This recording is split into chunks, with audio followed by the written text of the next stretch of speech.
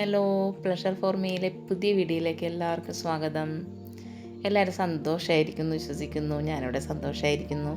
ഞാൻ ഇന്ന് നിങ്ങളുമായിട്ട് ഷെയർ ചെയ്യണത് എൻ്റെ രാത്രിയത്തെ കുറച്ച് വിശേഷങ്ങൾ, അതായത് വിളക്ക് കത്തിച്ചതിന് ശേഷം പിന്നെ നമ്മൾ രാത്രിയത്തെ ഒരു ചെറിയൊരു ക്ലീനിങ്, അതാണ് ഞാനിന്ന് ഷെയർ ചെയ്യാൻ പോകുന്നത്. ഇപ്പോൾ ഒരു 7 മണിയായി കാണും കേട്ടോ ഏകദേശം. വിളക്ക് കത്തിച്ചു കഴിഞ്ഞ് പിന്നെ കുറച്ച് നേരം പ്രാർത്ഥിച്ചു. ഇന്നപ്പോൾ രാത്രി ഡിന്നറിന് കൊള്ളിയും ചാളയാണ് ഉണ്ടാക്കാൻ പോണത്. കൊള്ളിയും ചാള നമുക്ക് എപ്പോഴും എല്ലാവർക്കും ഇഷ്ടമുള്ളൊരു ഫുഡാണല്ലേ. അപ്പോൾ കൊള്ളിയൊക്കെ ഇന്ന് ഹസ്ബൻഡ് അരിഞ്ഞു തന്നു കേട്ടോ. അതൊക്കെ കഴുകി വൃത്തിയാക്കി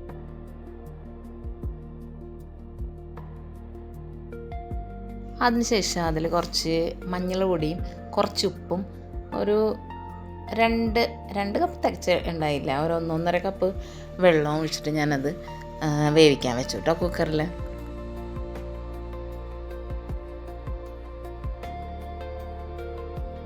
കൊള്ളി അവിടെ വേവുന്നുണ്ട്. ആ സമയത്ത് നമുക്ക് മീൻ കറി തയ്യാറാക്കാം കേട്ടോ. മീനൊക്കെ ഞാൻ വിളക്ക് കത്തിക്കണ മുന്നേ വൃത്തിയാക്കി വെച്ചതാണ്. അപ്പം നമ്മൾ വെളിച്ചെണ്ണ ഇട്ടു, അതിലേക്ക് കുറച്ച് ഉലുവ ഇട്ടു, കുറച്ച് കറിവേപ്പില ഇട്ടു,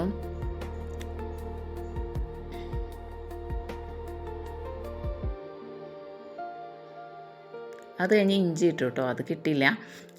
പിന്നെ ഒരു വലിയ സവാളയുടെ അര ഭാഗം എടുത്തിട്ട് അത് ചെറുതായിട്ട് അരിഞ്ഞു, അതിട്ടു. സവാള ഒന്ന് നന്നായി വഴന്ന് വന്നതിന് ശേഷം നമ്മൾ ഒരു തക്കാളി ഒരു ഇടത്തരം തക്കാളി അത് ചെറുതായിട്ട് കട്ട് ചെയ്തിട്ട് അതിലേക്ക് ചേർക്കും. അതിന് ശേഷം നമ്മൾ അതൊന്ന് നന്നായി വഴന്ന് വരണം കേട്ടോ. നന്നായി വന്ന് കഴിയുമ്പോഴത്തേക്ക് നമ്മൾ കുറച്ച് പൊടികളാണ് ചേർക്കുന്നത്.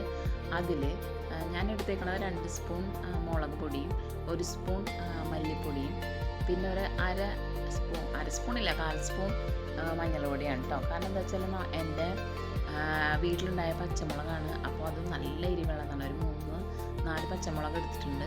അപ്പോൾ അതുകൊണ്ട് വല്ലാണ്ട് എരിവാകും. അത് കാരണം ഞാൻ കുറച്ച് 2 സ്പൂൺ മുളക് പൊടിയെ ഞാൻ ഉപയോഗിച്ചിട്ടുള്ളൂ.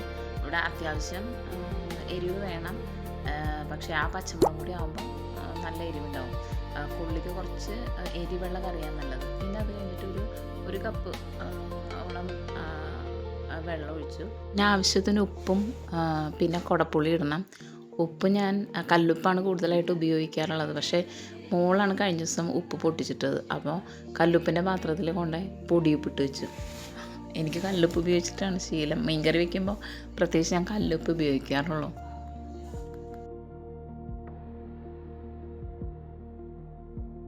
നന്നായി തിളച്ചിട്ടുണ്ട്.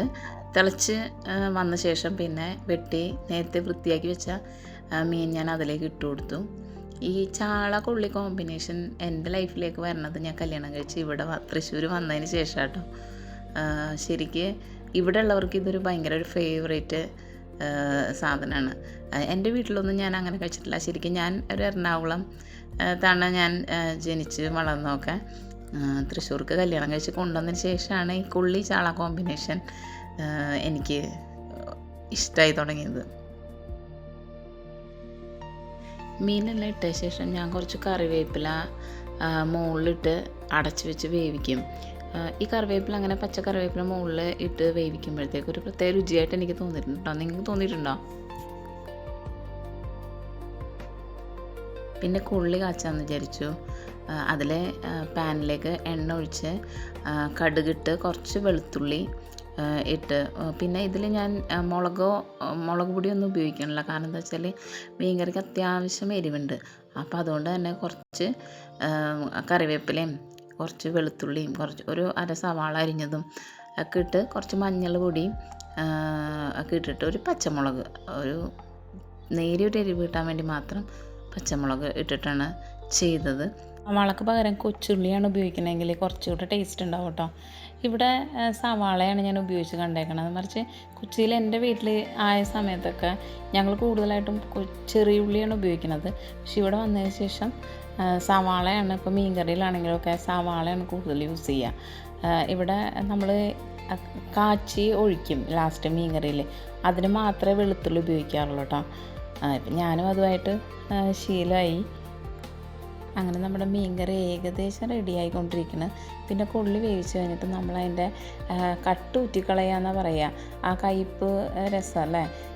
ഞാനിവിടെ വന്നാണ് ഇതൊക്കെ കാണുന്നത് കേട്ടോ, ഇങ്ങനെ ഇതൊക്കെ കയ്പ്പൊക്കെ ഊറ്റിക്കളയണത്. അങ്ങനെ അത് കാച്ചി എടുത്തു. അതിന് ശേഷം മീൻകറി റെഡിയായപ്പോൾ കുറച്ച് പച്ചവെളിച്ചെണ്ണ ഒഴിച്ചു, കുറച്ച് കറിവേപ്പില ഇട്ടു, അതുപോലെ കൊള്ളിയുടെ മുകളിലും കുറച്ച് പച്ചവെളിച്ചെണ്ണ ഒഴിച്ചു. അങ്ങനെ അതൊക്കെ സെറ്റാക്കി വെച്ചിട്ടാണ് ഞാനതൊക്കെ സെറ്റാക്കി വന്നപ്പോഴത്തേക്കും ഹസ്ബൻഡ് പോയിട്ട് കുറച്ച് ബീഫ് കറി കൊണ്ടുവന്നു. അപ്പോൾ പിന്നെ കൊള്ളിയും ബീഫ് കറിയും നല്ല മുളകിട്ട ചാളക്കറിയും ഒക്കെ കൂട്ടി ഡിന്നർ അങ്ങനെ കുശാലായി കഴിഞ്ഞു.